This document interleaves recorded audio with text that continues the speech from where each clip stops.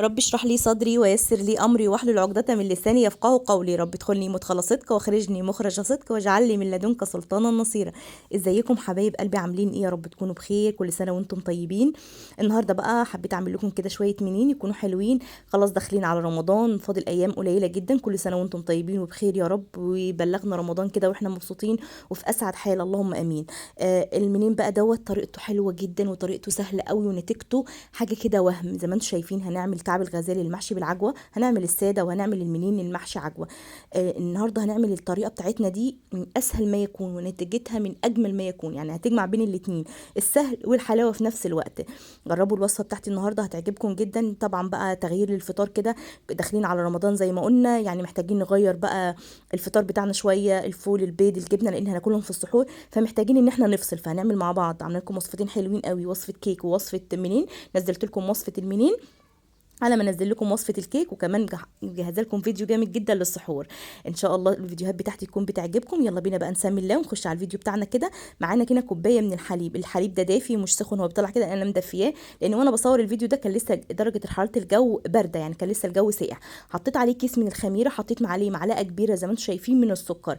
يبقى اول حاجه احنا استخدمناها كده. احنا هنعجن عجن مباشر، عايزاكم بقى تعرفوا طريقتي في العجن. في عندنا عجن مباشر وعجن غير مباشر. العجن المباشر هو ايه؟ كل المكونات على بعض، مفيش حاجه قبل حاجه وكله على بعضه زي ما انتم شايفين كده. حطينا اللبن بتاعنا دفيناه، حطيت عليه معلقه كبيره من الخميره او كيس من الخميره الفوريه، حطيت عليه معلقه كبيره من السكر، وقلبتهم كده مع بعض. ونزلت هنا بكوبايتين من السمنه او الزبده، او السمنه على زبده، او السمنه على زيت، الماده الدهنيه ده اللي بتفضلي. انا عن نفسي عامله الوصفه في ايه ونتيجتها حلوه جدا، الزبده الصفراء. انا هنا كنت مسيحاها لان كان الجو بارد جدا فكانت جامده، لكن لو بستخدمها في الصيف بتكون طريه، فبقدر بايدي ان انا اقلبها بحطها زي ما هي كده قطعه يعني، بس بتكون لينه. لكن هنا كان الجو بارد فاضطريت ان انا اسيحها علشان بس تسهل عليا طريقه العجن.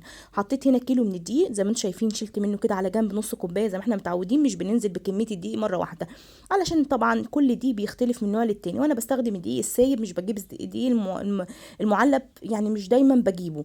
اللي انا اكتر حاجه بستخدمها هو السايب، متوفر وموجود على طول.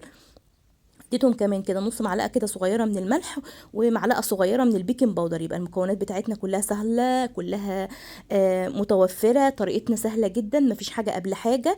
ابتدينا الاول حطينا ماده السوائل بتاعتنا اللي هي كوبايه اللبن. طبعا مش هي دي بس اللي احنا هنستخدمها، انا هستخدم في الوصفه هنا الكيلو دي باخد كوبايه ونص من السوائل.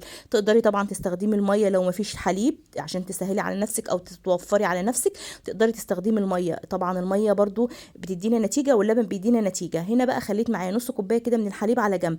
هنا بضيف اول كوبايه وانا قلبي جامد كده، وبعد كده بخلي نص كوبايه السوائل دي، علشان زي ما احنا متعودين وعارفين مع بعض ان في نوع من الدقيق بيشرب، في نوع لا ما بيشربش.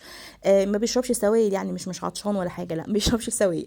هنا بقى بنبتدي نزود نص كوبايه كده بالتدريج. ممكن احتاج كوبايه وربع، ممكن احتاج كوبايه ونص، ممكن احتاج ازيد من الكوبايه ونص، معلقه معلقتين. هنا اللي بيحكمني هو نوع الدقيق وطريقتي، وبشوف العجينه في ايدي عامله ازاي، محتاجه ولا مش محتاجه. زي ما قلت لك، احسن نوع سمنه انا بفضله او بستخدمه مش سمنه بقى زبده، انا بستخدم الزبده الصفراء، سواء فرن سواء نيوزيلندي، اي زبده عندك متوفره بتحبيها بتديني نتيجه حلوه جدا. وكمان انا بحسها طعمها بيكون حلو قوي وغني. عايزه بقى تضيفي لها زيت براحتك، انا ما بحبش اضيف له زيت بصراحه، او ما ضفتش زيت. انا استخدمت كل الكميه اللي معايا الكوبايتين. لو عاوزاهم بالميزان بيبقوا 400 جرام من الزبده لكيلو من الدقيق. طبعا هكتب لكم المقادير زي ما انتم متعودين في صندوق الوصف. شايفين بقى العجينه بتاعتي عجينه متفتحه ازاي، مش عجينه بتاعت المعجنات بتاعت البيتزا ما فيهاش عرق. ده الاختلاف بين عجينه الكحك المنين اللي هي النواعم عامه، بتكون عجينه كده متفتحه. طبعا ما بنعجنهاش كتير زي عجينه العيوش بقى او البيتزا او المعجنات عامه، مش بناخدها على الرخامه كده ونروح ونيجي، لا احنا بس بنديها بايدينا كده، بناخد من جوه لبره ونبتدي نعجن بايدينا، علشان احنا مش عايزين نعجنها كتير وفي نفس الوقت عايزين ندخل المكونات دي مع بعض. فطريقه العجن بتاعتنا هنا بتفرق جدا. نسبه السوائل كمان بتفرق قوي، يعني ما اديهاش سوائل كتير، كل ما هتديها سوائل هتشرب، وبعد كده لما تيجي تسوي المنين بتاعك مش هتلاقيه دايب، مش هتلاقيه ناعم، مش هتلاقيه مفرغ زي ما انت بتجيبيه او بتشتريه او ممكن تاكليه عند حد ويعجبك. فالحاجات البسيطه دي هي اللي بتفرق معانا في نجاح الوصفه بتاعتنا.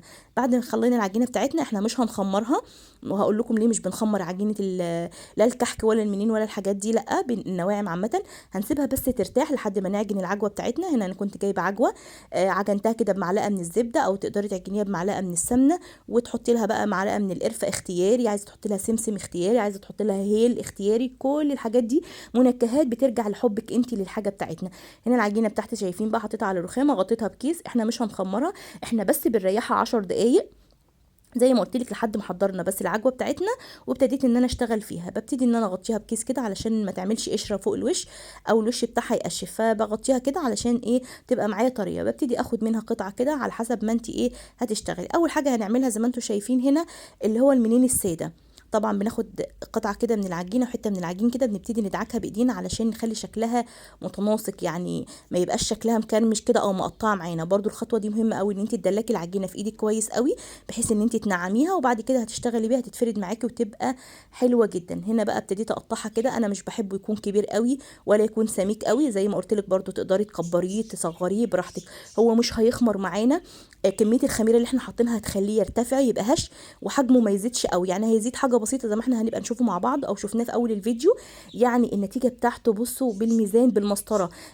يعني الحجم ده انا بحس ان هو مناسب، بيرمي كميه معايا حلوه بحيث اللي ياخد المنينيه كده تبقى شكلها حلو كده ومعقوله كمان وياكلها. هنا بقى ببتدي ارص المنين بتاعي في صينيه مش مدهونه اي حاجه، لان طبعا المنين بتاعنا في كميه حلوه جدا من الدسم او من الدهون، فما بنحتاجش ان احنا ندهنه.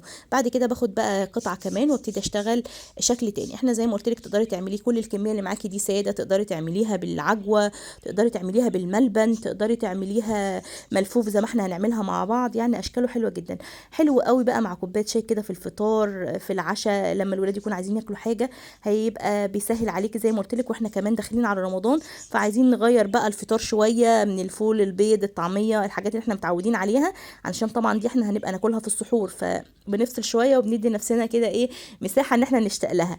زي ما قلت لك بقى المنين بتاعنا دوت طريقه العجن بتاعته ليه انا ما بعجنوش كتير زي ما قلت لك عشان ما ياخدش معايا عرق ويشغل ماده الجلوتين. بعد كده احنا ليه مش بنخمره؟ علشان لما بنخمر العجين بتاعنا ده ونيجي نشكله بتلاقي وشه من فوق كده بيعمل، بتلاقوش املس كده او ناعم زي ما انت بتجيبيه من المخابز او الافران الكبيره، بتلاقيه ناعم قوي وشه كده تحس ان هو املس ما فيهوش اي اشكال كده ولا اي حاجه. ده نتيجه ان هو ما بيخمرش العجينه بتاعتك. لما بتخمريها الخميره بتنتفخ او العجينه بتنتفخ، فلما بتيجي تشكليها كده بتلاقيها مش مظبوطه معاكي. لا هنا احنا من الاول بنشتغل فيها وبعد كده بنخمرها، بنسيبها لما تخمر معانا وبعد كده بندخلها الفرن. يعني احنا بنخمر هنا مره واحده بس، مش قبل ما بنشكل بعد التشكيل، احنا بس بنسيبها ترتاح 10 دقايق. عملنا كده اللي بالعجوه وحطينا بقى كميه العجوه المناسبه. وزي ما قلت لك له اشكال كتيره جدا، ممكن تعمليه بالملبن، ان شاء الله هبقى اعمل لكم الملبن. ممكن نعمله بقى بالسمسم، بيبقى العسليه الطويله دي في الافران. في تشكيله حلوه جدا وسهل جدا ان احنا نعملها في البيت ومش صعبه علينا. تعالوا نعمل بقى كعب الغزال او اللي هو الملفوف ده اللي اكتريتنا بنستصعبه، وهو سهل جدا. له كذا طريقه، انا حبيت اعمل معاكم الطريقه السهله.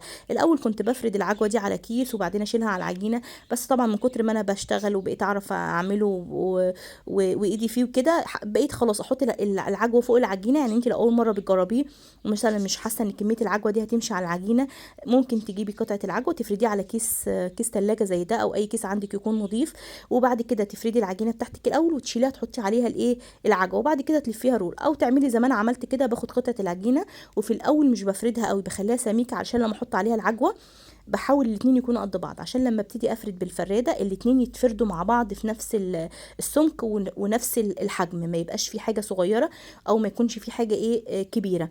لو كانت كبيره برضو ليها حل، هنبتدي نقص زياده العجين. طب لو كانت العجوه قليله بنبتدي ناخد قطعه عجوه عادي، حته عجوه كده، ونبتدي نفردها ونحطها. شايفين شكله عامل ازاي؟ شكله حلو جدا.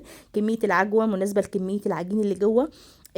لما يستوي برضو هيبقى زياده. بصوا حاجه بسيطه، مش حجمه مش هيزيد قوي، مش هتحسيه كده شكله مش حلو، لا هيطلع معاكي تحفه.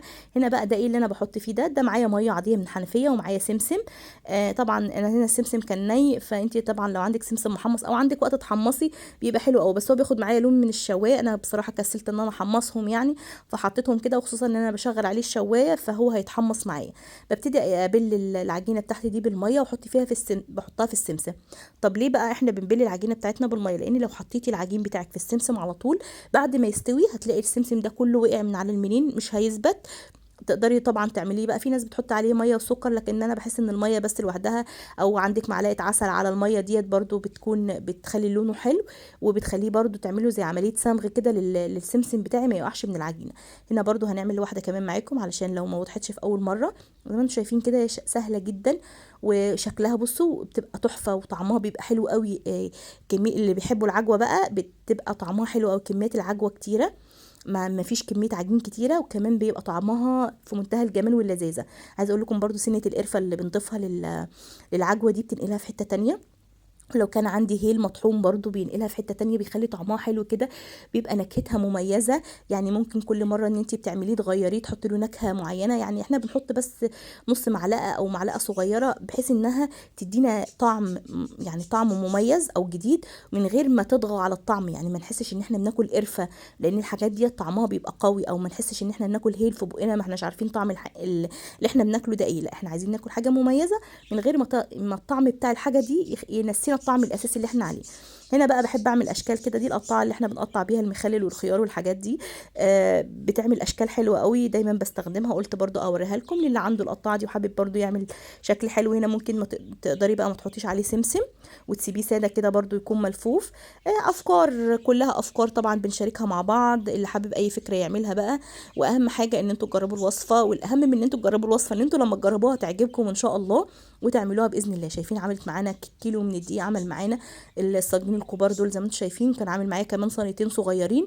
هنا بقى بسيبه يخمر، ده بعد ما خمر شايفين تضاعف الحجم بتاعه.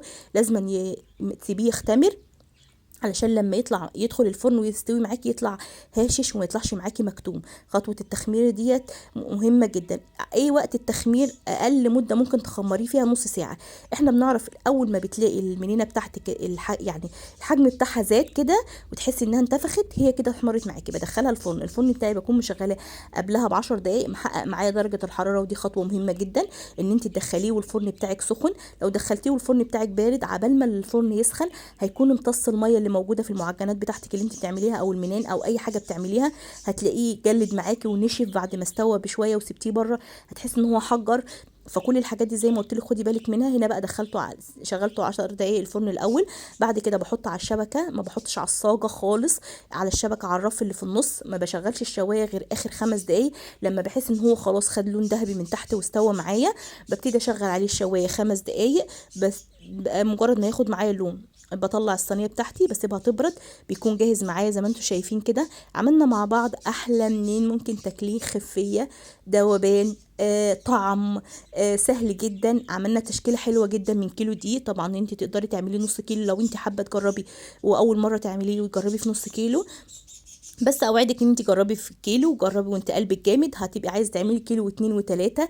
حلو جدا. شايفين خفيف قوي من جوه بقى، بصوا تعالوا نشوف كده، متفرغ هش مش مكتوم، هنلاقيه دايب وانت بتاكليه ببقك كده، بتاكلي حاجه جميله من غير ما تحسي ان هو بيلزق في اسنانك.